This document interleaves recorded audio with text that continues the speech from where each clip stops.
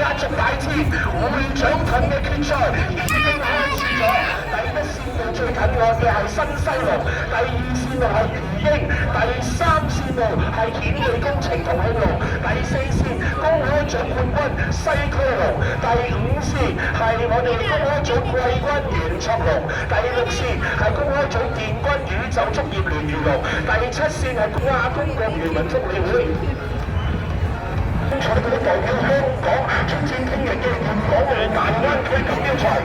西區有機會。而家暫時靠路過結果，七線嘅三號板門建議較為帶出咗，另外引隨其後兩八線嘅亞公共漁民福利會、執管聯賽會四線嘅